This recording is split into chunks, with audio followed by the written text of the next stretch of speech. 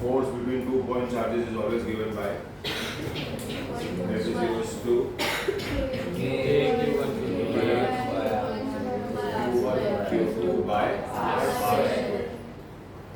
Force between 2 point charges Q1 and Q2 placed in a vacuum. अगर vacuum है तो small k क्या होता है 1 बराबर, और कैपिटल K की वैल्यू क्या होती है 1/4 एक्चुअली 4π0 k होता है, ये याद रखो। Force between them when placed in a medium having dielectric K is phi at R is equals to at R by phi। अब ये सेकंड की बात कर रहा है, फोर्स फाइंड करनी है, K है Q1 Q2 by R by 5 इधर क्या होगा R स्क्वायर की जगह पे R by 5 1/4 K रहेगा, लेकिन क्योंकि हमें डायरेक्ट दिया हुआ है तो तुम K को K नहीं लिख सकते हो, तुमको K को 1/4 पे एप्सिलॉन नॉट K लिखने का है, समझे?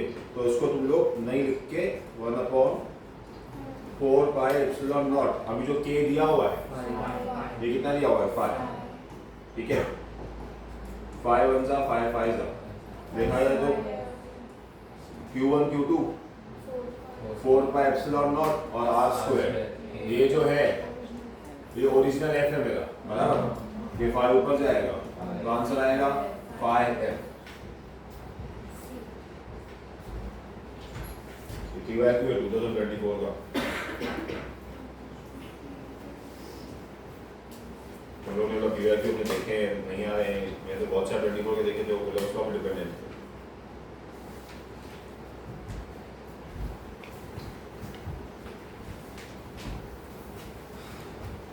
ये बुक में सॉल्व करेंगे, नोट्स किधर रहेंगे तो प्रैक्टिस करेंगे, वो अलग से इसमें लिखा होगा।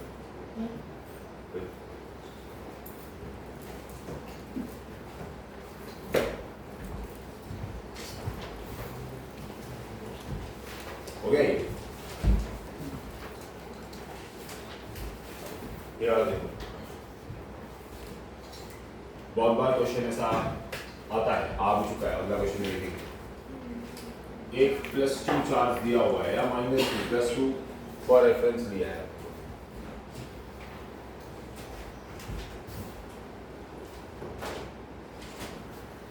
if charges are divided into two equal parts then the force between them is always maximum, समझे? ये मेरा कोट है, पर अगर थियोरी एग्जाम में याद नहीं आती हम लोगों को, ये क्वेश्चन पूछेंगे, एक चार्ज है Q, समझो 10 100 कूलम या 100 माइक्रो कूलम, बोलेंगे इसके दो हिस्से बनाने हैं, समझे? पार्ट 1 पार्ट 2, ऐसे दो हिस्से बनाओ कि जब उनके बीच में हम लोग कूलम्स लॉ लगाए तो उसका आंसर मैक्सिमम आए। अब इसके कॉम्बिनेशन हजारों हो सकते हैं, 199 298, इस सबके उसको कॉलम्स तो आपको निकाल के देखना पड़ेगा। या फिर ट्रिक ये है कि तुम इसको 50 कॉलम में डिवाइड कर दो, मतलब जितना भी Q दिया है उसको Q/2 करके सॉल्व कर और तुम्हारा डायरेक्टली आंसर आ जाएगा, समझे? पढ़ो क्वेश्चन और आंसर दो।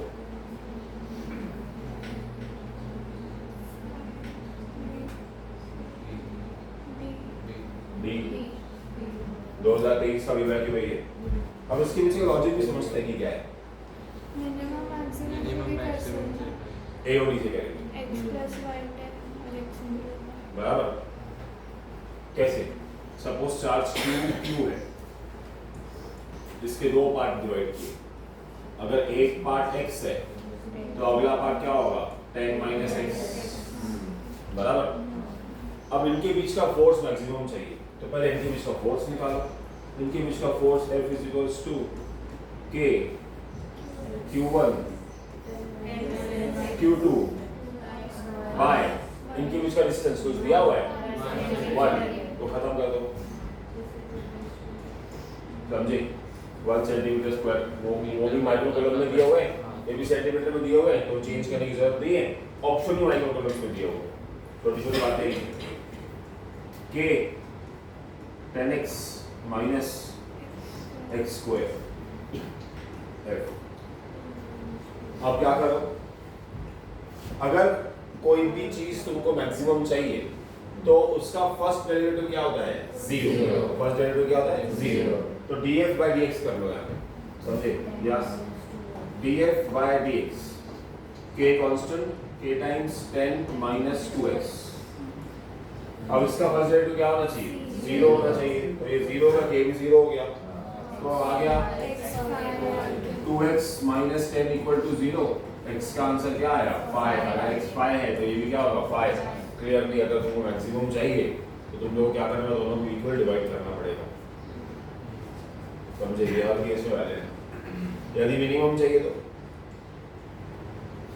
9 और 1 एक सबसे बड़ी है, हाँ, इधर लॉजिक लगाना पड़ेगा, सबसे छोटा एक सबसे बड़ा नेचुरल नंबर्स 9 और 1, यहाँ लॉजिक लगाना पड़ेगा तुमको, समझ रही बात?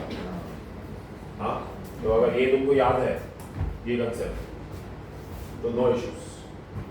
ये किया था हमने पहले, अभी किया, क्लियर है? ये सीधा सीधा वैल्यू इसको बता गया, समझे? डायरेक्टली हो जाता है। अरे उल्टा सीधा हो गया, ये बाद में करता हूँ, ये क्वेश्चन काफी टाइम खाएगा। एक्चुअली क्या है, 2 से 3 पीवाईक्यू हैं जो इस एडवांस क्वेश्चन के ऊपर बने हैं मेंस के 24-25। तो एडवांस में डेरिवेशन आया हुआ है, मेंस में एप्लीकेशन आया हुआ है, समझे? इलेक्ट्रोस्टैटिक्स का। तो एक्चुअली एडवांस वाला मल्टी कंसेप्ट होता है और कुछ नहीं, इट्स ऑल मल्टी कंसेप्ट। तो मल्टी कंसेप्ट क्वेश्चन है, क्वेश्चन बहुत बेसिक है पर मल्टी कंसेप्ट है, और मल्टी कंसेप्ट अगर हमको आ गया तो ठीक है, नहीं तो फिर ये क्वेश्चन बहुत दिमाग खा हुआ है अटेंड करने के लिए, समझे? मल्टी कंसेप्ट मतलब इसमें लॉज ऑफ मोशन भी लगेगा, फ्लूइड्स मैकेनिक्स भी लगेगा, इलेक्ट्रोस्टैटिक्स भी लगेगा, एक ही है। तो be ready for this question, और क्वेश्चन को बहुत ध्यान से पढ़ना, क्वेश्चन में ही टाइम इन्वेस्ट करना। हालांकि इसका सॉल्यूशन बहुत आसान है। देखो क्वेश्चन पढ़ते क्या है,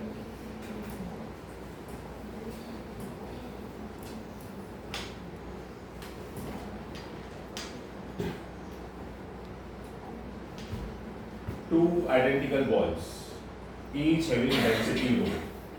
First information, 2 balls हैं, ठीक है? एक बॉल 1, एक बॉल 2, दोनों की density rho, each having density rho,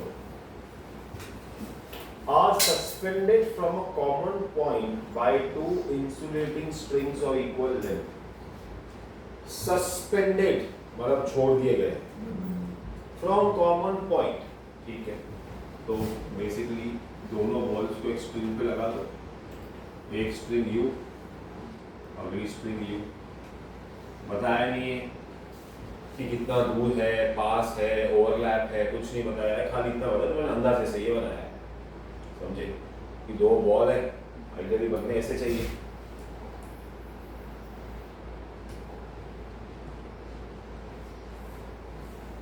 balls हिसाब से आपस में टच करके रुकेंगे आपस में एक दूसरे को, जैसे चेरी लटकती चेरी, समझे? Both the balls have equal mass and change नहीं हो, चार्ज है, बार बार हर जगह पे हो चार्ज का चेंज हो। Both the ball have equal mass and charge, दोनों के पास मास भी m, चार्ज भी q। डेटा जो है हम लोग उस हिसाब से रखेंगे।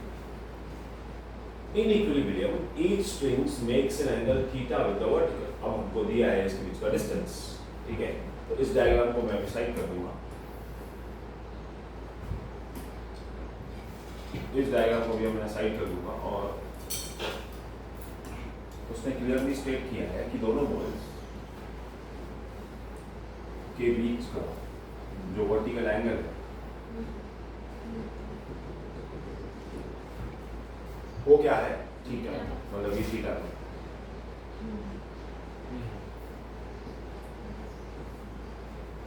दोनों बॉल्स के बीच का नहीं, ईच स्ट्रिंग मेक्स एन, दोनों स्ट्रिंग थीटा बना क्वेश्चन में ऐसे लिखा, दोनों मतलब टोटल 2 थीटा।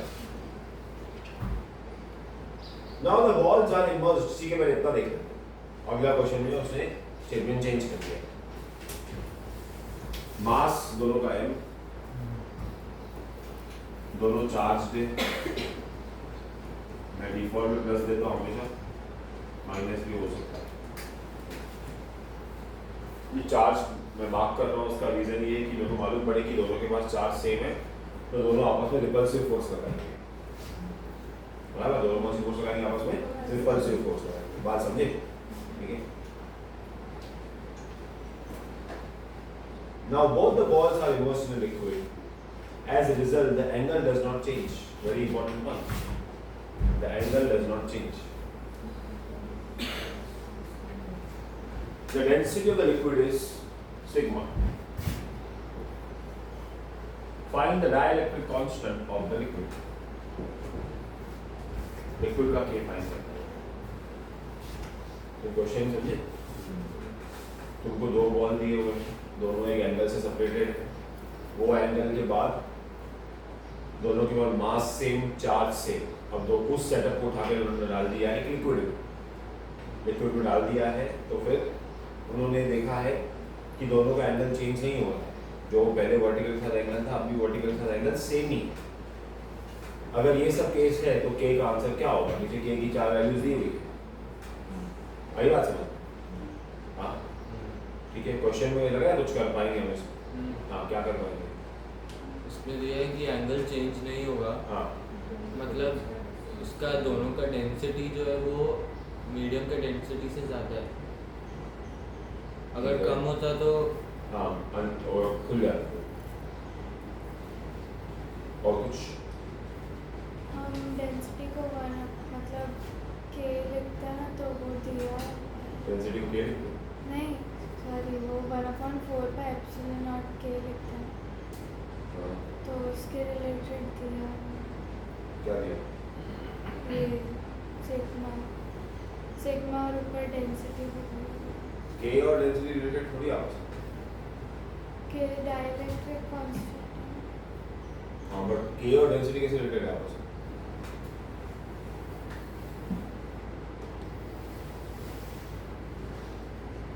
चलो देखो, उसको समझते हैं, थोड़ा डीप थिंकिंग लेते हैं इससे।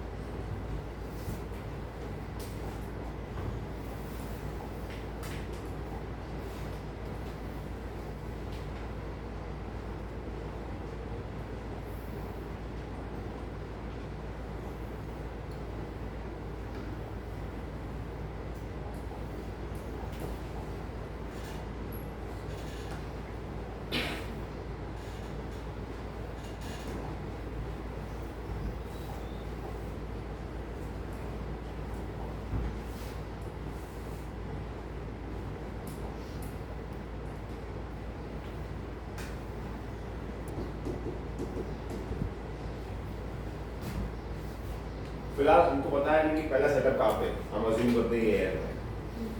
देखो सेकंड के लिए बताया लिक्विड में है, पहले के लिए नहीं बताया कहाँ पे, जो पहला लिक्विड हम अज्यूम करते हैं वो एयर में। अब इससे स्ट्रिंग दिया है यहाँ पे, डेंसिटी के फॉर्म में आंसर है हमारे, डाइलेक्ट्रिक पूछा है, क्लियरली मल्टी कंसेप्ट सब। अब अगर स्ट्रिंग दिया है तो मैं पहला सोचूंगा कि यार यहाँ पे टेंशन लगाऊंगी, समझे? तो मैं क्या करता हूँ, हाँ पहले इसको ले लेता हूँ नीचे,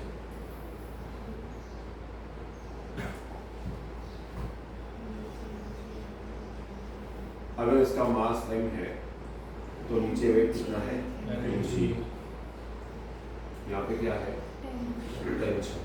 अब एक बात ध्यान देना, इसमें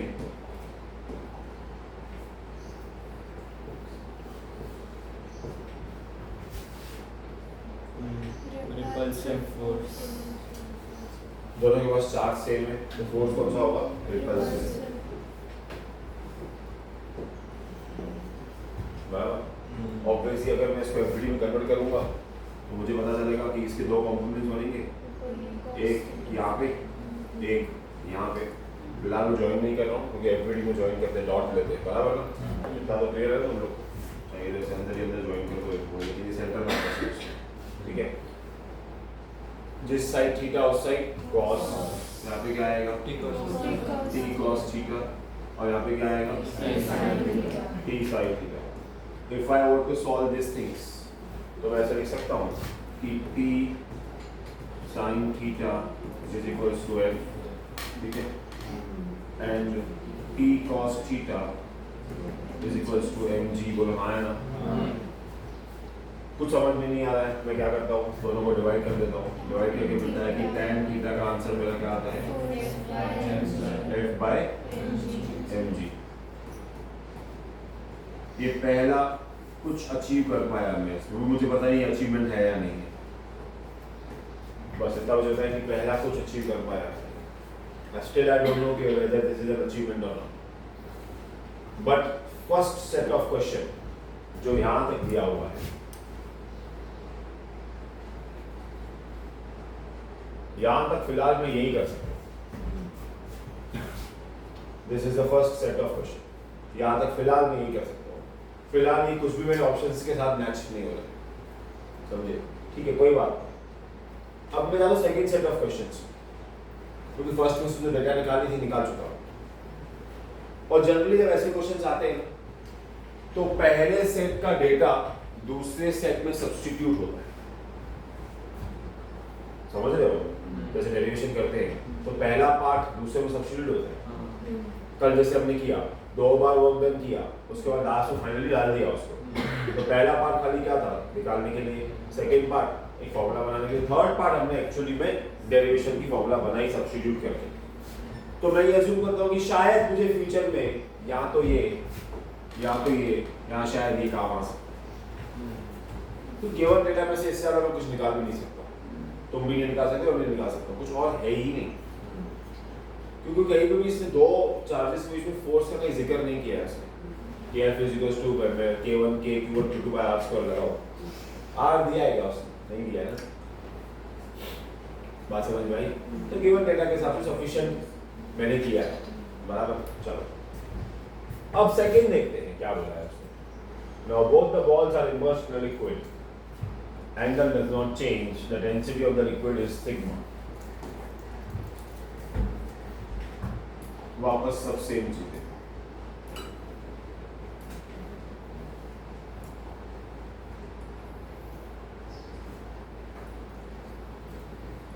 डायग्राम बनाना दोनों में बहुत जरूरी है, डायग्राम के बिना ये क्वेश्चन नहीं हो पाएगा।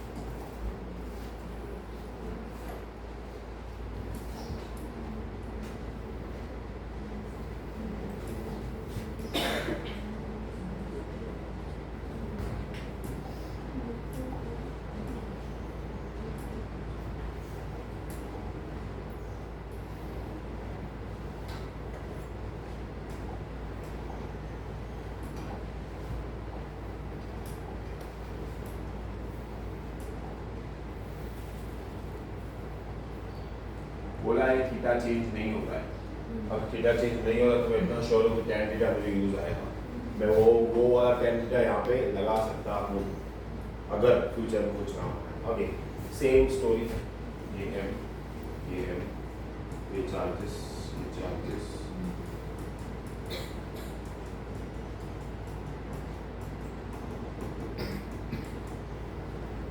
अब अगर मैं इसका एफबीडी बनाने जाऊँ तो मैं इसका एफबीडी कैसे बनेगा?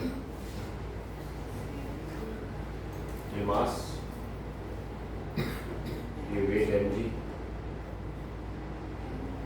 ये फोर्स F, ठीक है।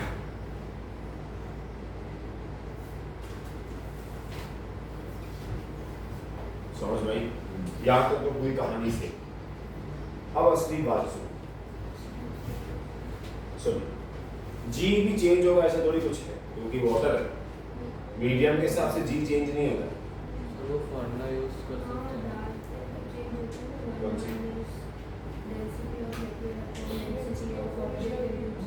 ये आपने इलास्टिसिटी में पढ़ा है। बराबर, density of object upon density of ये liquid, density of liquid upon density of हाँ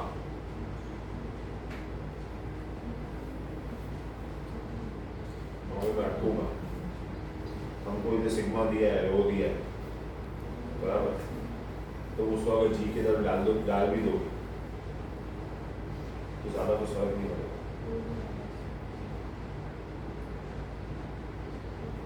सर ये दोनों इनके बीच का डिस्टेंस सेम है वर्टिकल से, एंगल सेम है तो एंगल डिस्प्लेसमेंट सेम होगा। तो फिर tan थीटा में यूज कर क्या क्या यूज करेंगे? थीटा अपोजिट बाय एक्सिस क्या करेंगे? सब्स्टिट्यूट करके कुछ ठीक है, एक मेथड लगा दिया तुमने, बोला फॉर्मूला बताओ, density of liquid by density of medium, यही था। हाँ मतलब लिक्विड को करेंगे, डेंसिटी ऑब्जेक्ट के लिए करना ऑब्जेक्ट मतलब डेंसिटी मास नहीं का। पड़ेगी, हाँ पर दोनों की डेंसिटी सेम है।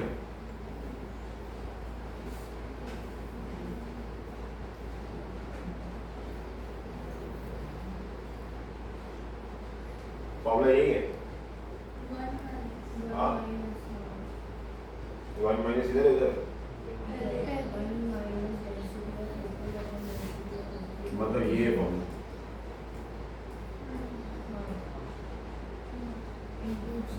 इनटू ओरिजिनल जी। तो ये न्यू जी की फॉर्मूला आ जाती है हमारी।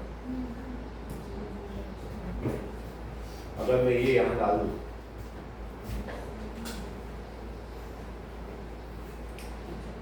तो वापस मुझे इसके फोर्सेस निकालने पड़ेंगे, वापस मुझे बोलना पड़ेगा कि टी कॉस थीटा, मतलब आप बात काट साट के मेरे को ये बोलना पड़ेगा कि tan theta is equals to f by this m into J, बराबर, ठीक है। पर क्या उससे k मिलेगा? एफ को डालना पड़ेगा हमको। हाँ 1/4/epsilon naught k q1 q2 by r square, बराबर। फिर हमको दोनों को इक्वेट करना पड़ेगा, कौन सा ऑप्शन मैच होगा? कैसे? tan थीटा देखो यहाँ से अगर tan थीटा निकालोगे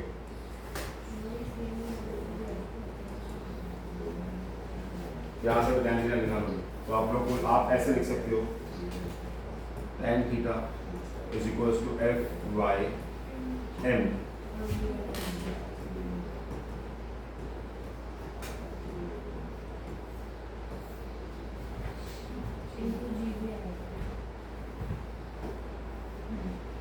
समझे? अब ये भी tan थीटा से इक्वल है, वो भी tan थीटा से इक्वल है, तो दोनों को इक्वेट कर दो। अब इक्वेट कर दिया तो उधर की इक्वेशन क्या थी? f by M G. अब इसमें जी में जी चला जाएगा,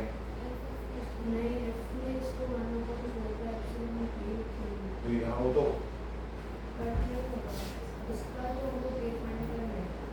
यहीं से के मिलेगा। हाँ, तो इसी के मिलेगा।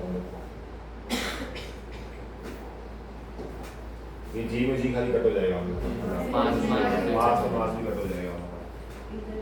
तो हम लोग यहाँ पे ऐसे करेंगे, अब यहाँ पे लिख पाएंगे 1/, मतलब तो सीधा के कर देते। वही यूज करूँगा 1/k, क्योंकि 4π/4 कैंसिल हो जाएगा, Q1 Q2 भी कैंसिल हो जाएगा क्योंकि दोनों का चार्ज सेम है। R पता नहीं, आर भी सेम ही होगा ना। थीटा सेम, तो हम यहाँ पे अज्यूम कर लेते हैं कि R सेम रहेगा क्योंकि उसने बोला है एंगल चेंज नहीं हो रहा है। अगर एंगल चेंज है तो डिस्टेंस दोनों के बीच में सेम ही रहेगा। सीधा इसको मैं 1/k लिख सकता हूँ, बाकी दोनों में तो कुछ कंपैरिजन नहीं, बाकी सब तो बढ़ जाएगा। इज इक्वल्स टू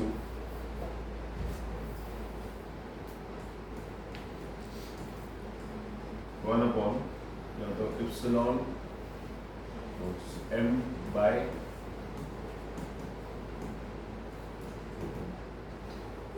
सॉरी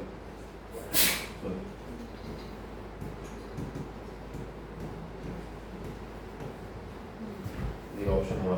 अभी ये क्या है, एक जो ऑब्जेक्ट ऑब्जेक्ट का कितना दिया, क्या दिया हुआ इधर, ऑब्जेक्ट का दिया हुआ है ऊपर पहले का रो रो बराबर, और लिक्विड का दिया हुआ है सिग्मा सिग्मा।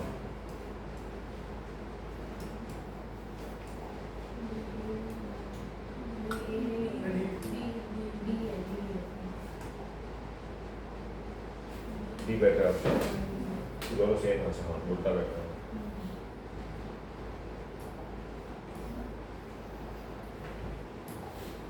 समझे बात? आंसर मेरे हिसाब से आंसर ए है। वन बाई के नहीं, सीधा के ही आएगा।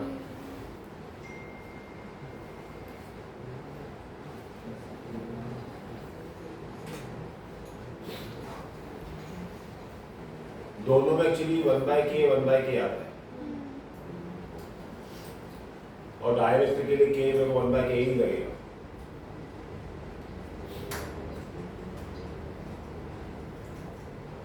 दोनों के अलग होंगे ना? दोनों के अलग होंगे फॉर्मूला राइट लिखिए दोनों में, ये वाली सिग्मा वाली।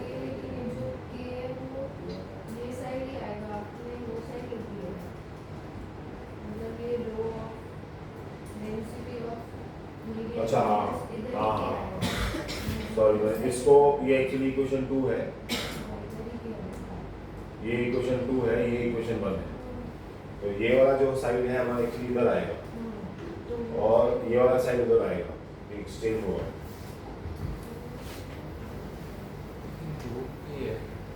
हाँ, दो के है हमारे पास, एक वाला दूसरा वाला कौन सा है?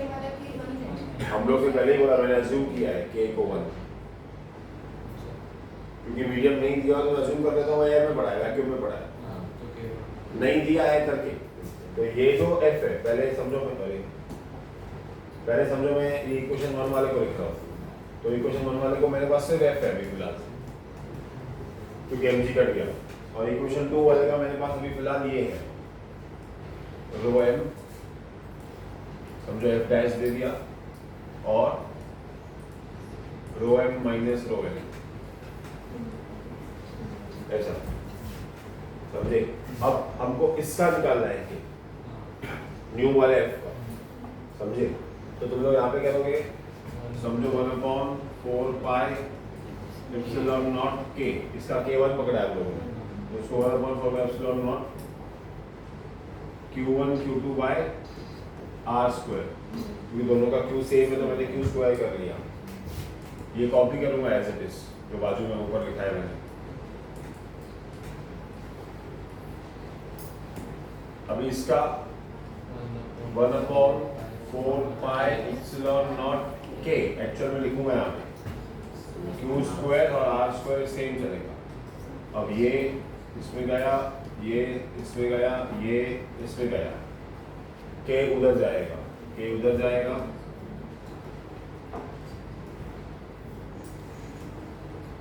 हमारी इक्वेशन के हिसाब से बराबर ऐसे ही दिया ना।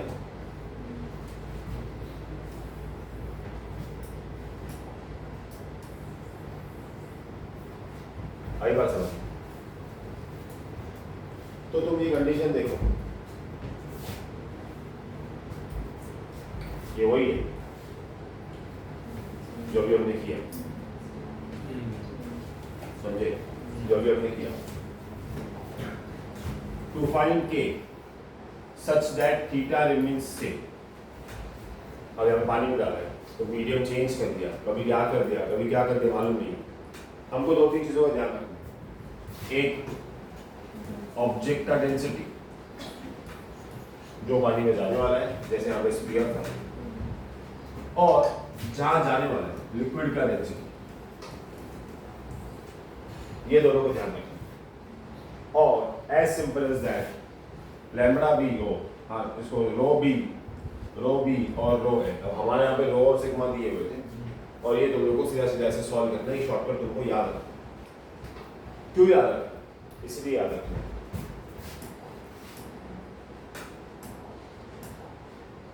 देखो ये वाला सॉल्व ही नहीं कर, मैंने ऑप्शन भी नहीं दिए। 2-3 डेटा इसमें इररिलेवेंट है, दिख रहा है पीछे वाला? नहीं तो आगे बढ़।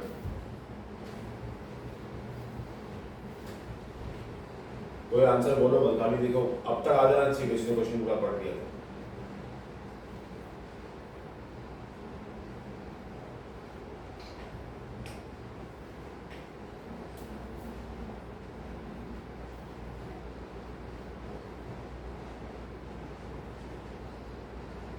दो से तीन डेटा इसमें इररिलेवेंट है। 2 से 3 डेटा इसमें इररिलेवेंट है। इसके ऑप्शन अगर बनेंगे तो ऐसे बनेंगे।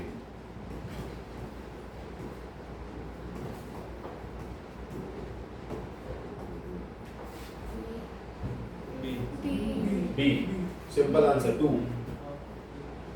ये पहले वाला सम ही है जो एडवांस में एज अ डेरिवेशन आया है, यहाँ पे एज अ सम आया है। देखो 2024 से 30 जन को आया है। क्वेश्चन क्या है? वापस 2 identical charged spheres are suspended by strings of equal length.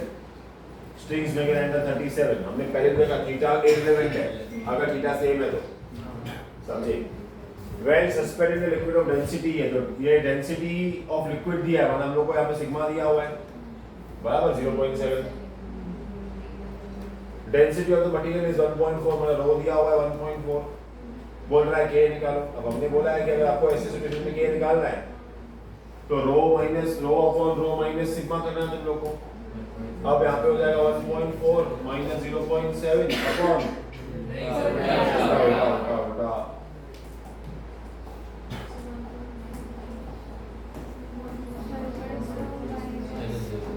ये 1.4 अपॉन 0.7 हुआ, इसका आंसर कितना हुआ? 2। आई बात समझ? हाँ, सॉल्व ही नहीं करना है। और खाली तुम्हारा चैलेंज क्या होगा कि जेईई के दिन पे उस एग्जाम में 25 क्वेश्चन में ऐसा एक क्वेश्चन आइडेंटिफाई करना, फिर याद करना कि एक क्वेश्चन का ये शॉर्टकट है, वो चैलेंज है। That will require a lot of practice, rigorous practice of revision of formulas. I don't know whether you have the formula sheet prepared for yourself yet. Yes or no, I don't know. देखो मैं अपना काम कर रहा हूँ, तुमको भी अपना काम करना जरूरी है, दोनों को काम करना। मैं अगर एक्स्ट्रा एफर्ट पुट इन कर रहा हूँ तो तुम लोग उसमें से ऐसा स्पून फीडिंग मत समझो उसको। फॉर्मूलाज के लिए सब ये फॉर्मूलाज को क्लिक हुई, इसको भी क्लिक हुई और इसको क्लिक नहीं हुई। अगर फॉर्मूला यदि क्लिक नहीं होती तो मैं सब कैसे सॉल्व करता? कोई और तरीका है सॉल्व करने का?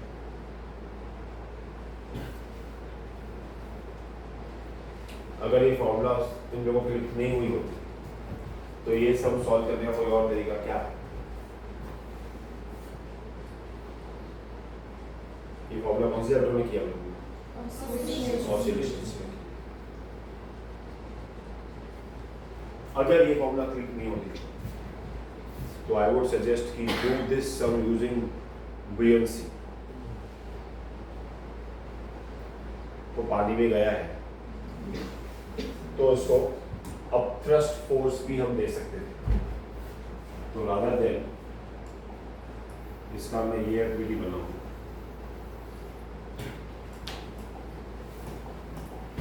मैं बोल सकता हूँ कि इस मास के ऊपर यहाँ mg,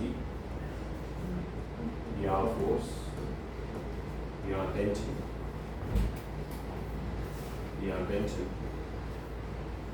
और यहाँ पे अपथ्रस्ट फोर्स। अब खाली क्या होगा कि यहाँ पे P cos थीटा और बुयंट फोर्स दोनों वेक्टर के हिसाब से ऐड हो जाते हैं। यहाँ पे हम लोग कर सकते थे P sin थीटा। अब बुयंट फोर्स आपको पता है क्या होती है, उसकी मतलब वैल्यू क्या होती है? How do we define buoyant force? Force exerted by fluids. हाँ, बट फॉर्मूला क्या बनेगी? सादी फोर्स mg होती है, तो ये वाली फोर्स क्या mg होगी? क्या है? क्योंकि mg तो नहीं होगी, तो कैसे क्या कम होगी? है? हाँ, क्या होगा? चलो ठीक है, इसको तो मैं तो होमवर्क कर लेगा, इससे सॉल्व करके आंसर देखना, इससे सॉल्व करके पता है सेम आप यहाँ पे आके बोलो व्हाट आई कैन सी कि यहाँ से हमको tan थीटा बन जाएगा। कैसे बनेगा tan थीटा? मैं यहाँ पे क्लस्टर और स्केलेटन बना के दे सकता हूँ t cos theta plus fb is equals to mg t sin theta is equals to f। यहाँ पे मैं लिख सकता हूँ कि t cos theta mg minus fb, यहाँ पे t sin theta is equals to f। Sine by cos करेंगे तो यहाँ पे आएगा tan theta is equals to f upon mg minus fb।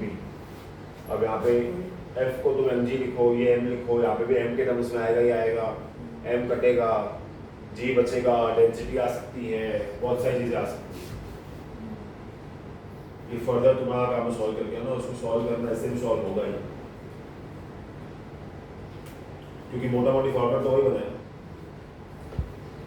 अच्छा ये भी नहीं, तो अगर ये tan थीटा है और अगला tan थीटा है, दोनों को इक्वल होता है, फिर कट जाता है, वो 1/4 पाई सारे कट जाते हैं, mm कट जाते हैं। तो आई एम श्योर कि हम लोग ये सोल्यूशन पे पहुंचेंगे ही पहुंचेंगे। समझ में आई बात? हो गया ये वाला? देखो ये वाला सॉल्व करो।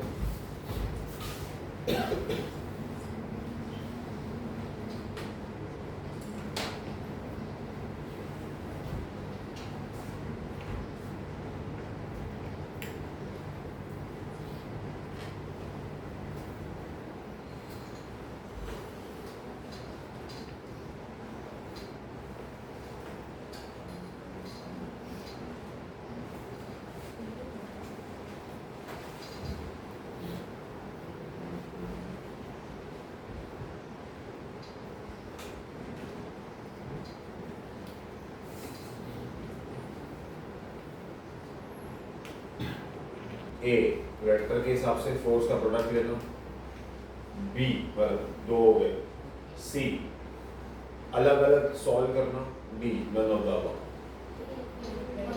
वेक्टर के हिसाब से फोर्स को ऐड करना। चलो अब ऑफ कोर्स ये चीज है, यदि मैंने यहाँ पे टेस्ट चार्ज दिया हुआ है तो सारा का सारा काम किसके होगा? टेस्ट चार्ज से होता है। हमको कोई बात पता है, all work is done on test charge. अब यहाँ पे सुपरपोजिशन में कितनी फोर्सेस आएंगी बताओ? तीन फोर्सेस आएंगी, बराबर। पहले मैं लिखता हूँ F1 K Q1 Q2 by R square, बराबर। पर मैं ज्यादा इंटरेस्टेड हूँ इसका लाइन ऑफ एक्शन में कि ये फोर्स लगेगी किधर। It always along the line joining the center of masses of the objects। यहाँ पे चार्ज बहुत छोटा है तो उसका सेंटर ऑफ मास और वो खुद दोनों एक ही है। ये बात हमने स्टार्टिंग बड़ी सुपरपोजिशन याद है? हाँ। तो ये फोर्स लगेगी यहाँ, बराबर। इधर ही क्यों लगाई मैंने? रिपल्शन है, क्योंकि ये प्लस है, कुछ नहीं दिया है तो प्लस है, और टेस्ट चार्ज भी प्लस है, तो ये इधर लगेगी। जो 3 वाली है